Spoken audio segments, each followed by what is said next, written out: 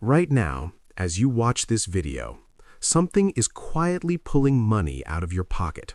It does not ask your permission, it does not send you a notification, and it definitely does not send you a bill at the end of the year. It happens while you sleep. It happens while you eat breakfast. It happens while you sit in traffic telling yourself that today will finally be different. And here's the part that should bother you. Over a lifetime, this one thing will take more money from you than income tax, sales tax, and property tax combined. But nobody ever warns you about it. So what is this invisible tax? And why does the entire financial system depend on you not fully understanding how it works? Let me break it down. Let us say you are being responsible with your money right now. You have $10,000 sitting in a high-yield savings account. Your bank is paying you around 4 to 5% interest. Sounds great, right? So 12 months go by, you check your balance, you now see $10,400. You made $400 doing absolutely nothing. That feels like winning. But here's what actually happened while you were feeling good about that number. The cost of groceries went up. Your rent went up. Car insurance went up. Health insurance went up. The price of basically everything you need to survive quietly climbed higher. In the United States, over just the last 3 years, prices across the board rose by roughly 18%. In some categories, like food and housing, the increase was even worse. So yes, your savings account grew by 4%, but the world around your money grew by 6, 8, sometimes 10% in the same year. You have more dollars now, but each one of those dollars buys less than it did before. That gap between what you earned in interest and what you lost in purchasing power is the invisible tax, and its real name is inflation. Now, you might be thinking, everyone knows about inflation. This is not exactly breaking news. And you're right. Everyone has heard the word inflation. It shows up in headlines every other week. But here's the difference between hearing a word and actually understanding what it's doing to your life. Almost nobody sits down and runs the real numbers. Almost nobody calculates what inflation is doing to their specific savings, their retirement plan, and their future purchasing power over 10, 20, or 30 years. And when you actually do that math, it gets uncomfortable fast. So let's do it right now. Most central banks around the world target an inflation rate of about 2 to 3% per year. That's considered healthy. That's the goal, not a side effect, the actual goal. At just 3% annual inflation, the purchasing power of every single dollar you own gets cut in half every 24 years. Let that sink in. Imagine you're 25 years old today. You put $100,000 cash in a fireproof safe. You lock it, you protect it, you do not touch it for 24 years. On your 49th birthday, you open that safe.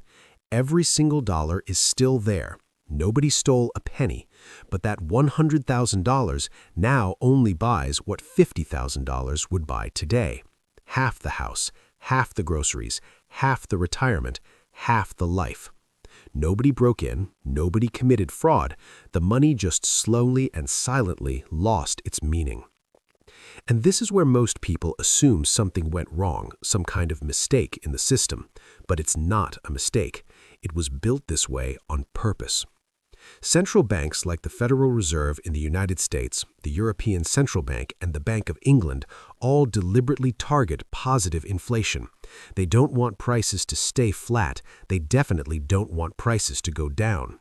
They want your money to lose a little bit of value every single year, on a schedule, by design. And there's actually a logical reason for this. When money slowly loses value, people are motivated to spend it and invest it rather than hoard it under a mattress.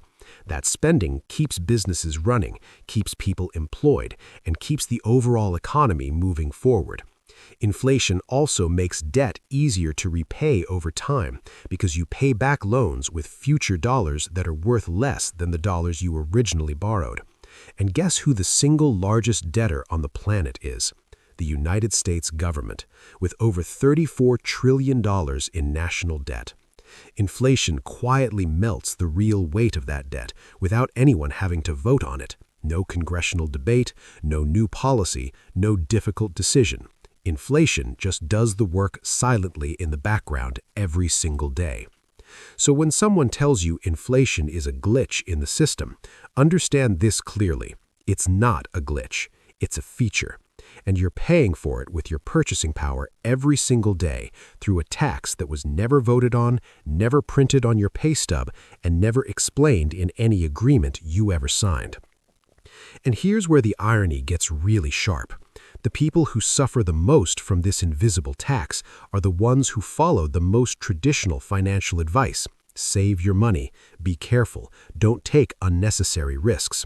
Those people, the cautious and disciplined savers, are exactly the ones inflation punishes the hardest, because their money just sits still while the cost of everything around them keeps climbing.